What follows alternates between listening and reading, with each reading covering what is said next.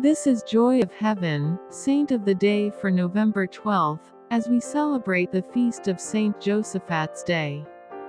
Today, on the day of his martyrdom, November 12th, Roman Catholics and some Eastern Catholics remember St Josaphat Kuntsevych, a bishop and monk whose example of faith inspired many Eastern Orthodox Christians to return to full communion with the Holy See.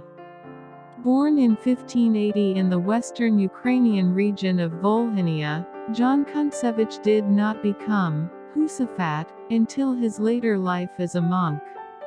He also was not initially a full member of the Catholic Church, born to Orthodox Christian parents whose church had fallen out of communion with the Pope. Although the Eastern churches began to separate from the Holy See in 1054, a union had existed for a period of time after the 15th century Ecumenical Council of Florence. But social, political and theological disputes caused the union to begin dissolving even before the Turkish conquest of Byzantium in 1453. By John's time, many Slavic Orthodox Christians had become strongly anti-Catholic. During this time, Latin missionaries attempted to achieve reunion with the individual Eastern patriarchs. The approach was risky, sometimes politicizing the faith and leading to further divisions. But it did yield some notable successes, including the reunion of John's own Ruthenian church in the 1596 Union of Brest. John was trained as a merchant's apprentice and could have opted for marriage. But he felt drawn to the rigors and spiritual depth of traditional Byzantine monasticism. Taking the monastic name of Josaphat, he entered a Ukrainian monastery in 1604.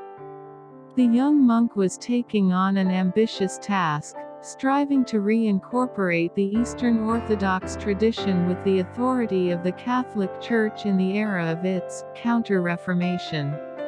Soon, as a priest, subsequently an archbishop, and ultimately a martyr, he would live and die for the union of the churches.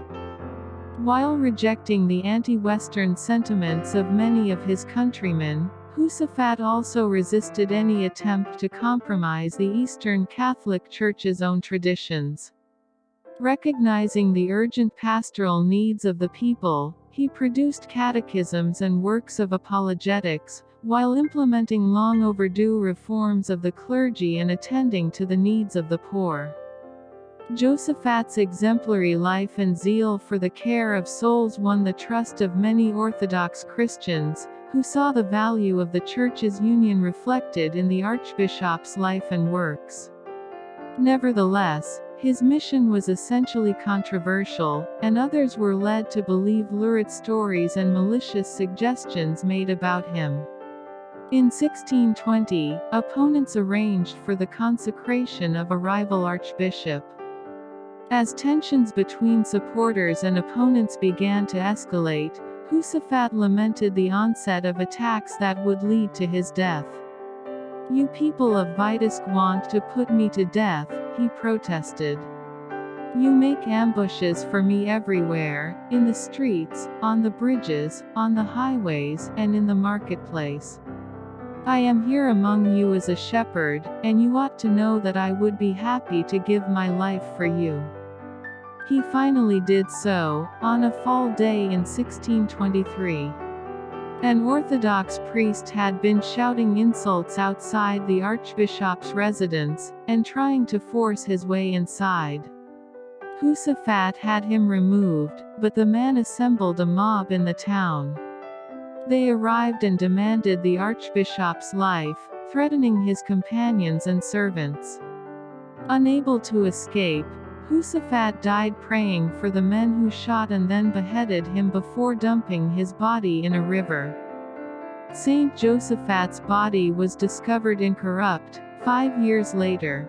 Remarkably, the saint's one-time rival, the Orthodox Archbishop Meletius, was reconciled with the Catholic Church in later years.